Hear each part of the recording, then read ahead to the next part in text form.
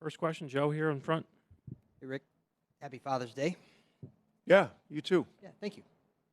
I remember early in the Cavs series, DA asked you about why there is no momentum in playoff series. You guys had a good discussion about it, but applying that to now, when you're in the finals and it's 2-2 and you had the loss that you had, does the fact that games don't seem to carry over, does that make moving on from what happened easier to get ready for Game 5? I'm not sure I understand what your question is. Say it again? The fact that there doesn't seem to be momentum that carries over from one game to the next in a playoff series, does that make it easier then to move on from as tough of a loss as you had in Game 4? I don't know. I think there's momentum. I mean, it's hard to exactly gauge. I think maybe some of it fades with longer stretches between games, but between 3 and 4 was one day. I thought there was momentum there. I thought we played well for 3 quarters and then struggled in the fourth, and had a much better start in that game. So I don't know. It's not haven't given it a lot of thought. It's kind of for us and for the coaching staff and the players, it's analyzing momentum is not really part and parcel of what's going on like right now, and having to do a better job going and getting the ball off the boards and and avoiding fouls and things like that. So, but it's an interesting question.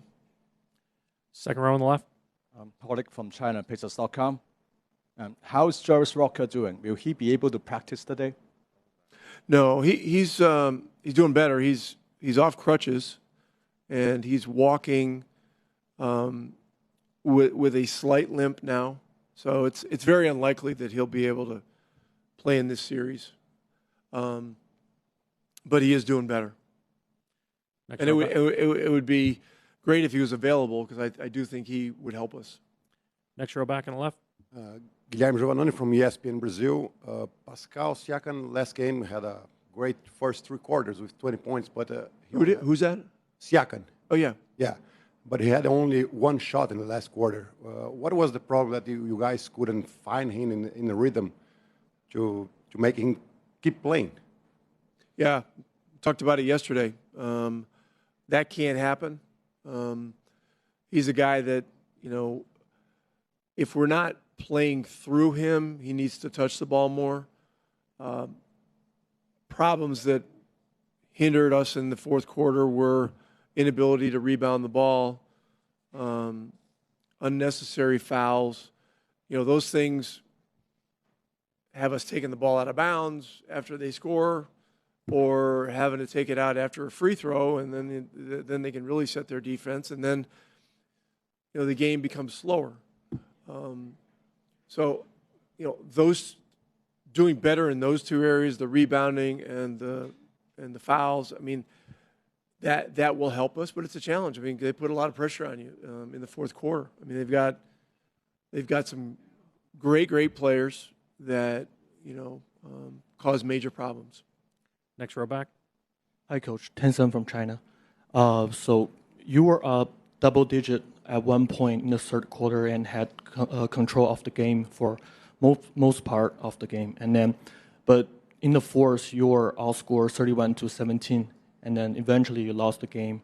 How much does that kind of a loss affect the team mentally or physically, especially in the playoff series? And how much of a role do you think officiating played in the last game?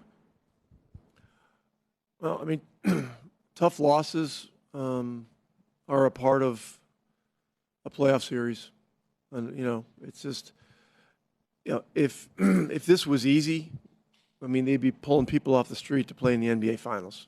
And coach, it's just not. And do what you guys are doing. I mean, you guys are the best in the world.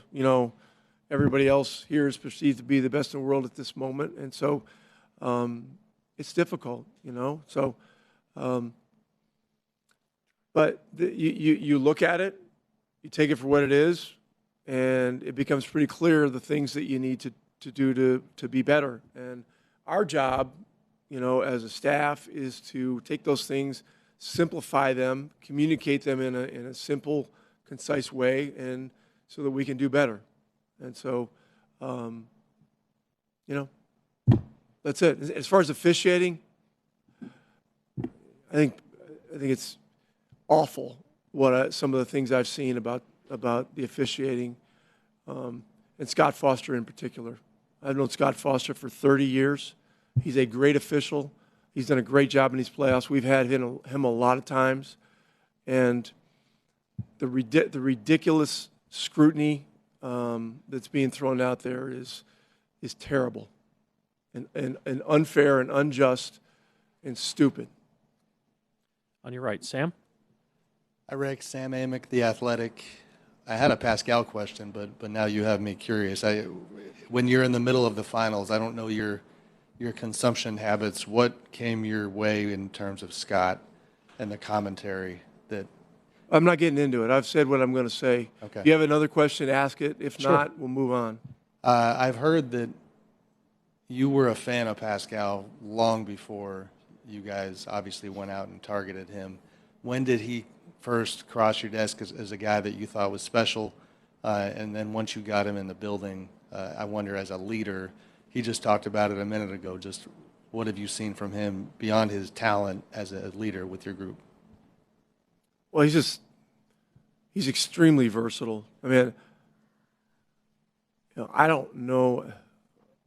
Was Dwayne Casey the coach when they drafted him? I think he may have been. And Dwayne did a great job of developing him, and they had him with the 905 in the G League, and he really had to earn his way. And as you watch a guy's career, as he ascends, coaches take note of the steps that players have had to take to get to where they are. And I always thought that the fact that he had to really earn it, and that he had continued to get so much better, and appeared to have this humility about how he approached everything, just made him very special. And so, a year and a half ago now, when we had the chance to trade for him, there was no doubt to me that he would fit into our team and adjust to our system. But frankly, there was no doubt to me that he would fit into any team, any style, and play at an extremely high level. And so we're fortunate to have him. His experience has been a major part of the growth of our team and our young guys over the last 2 years. And we've just got to make sure that he gets more than one shot in the fourth quarter, and that he's touching the ball more. Jamal, last question on the right. Rick, I wanted to ask you about your defense and the growth that you guys have had really since the start of last year till now. Just what did it take for you guys to get to the level that you're playing at during the finals and throughout the playoffs?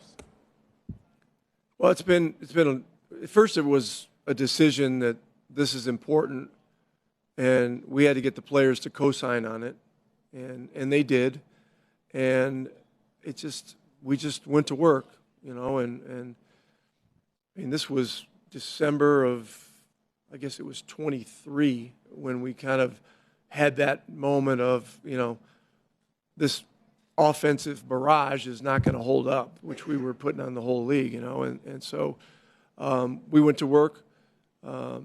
Jenny Busick has been a big part of this.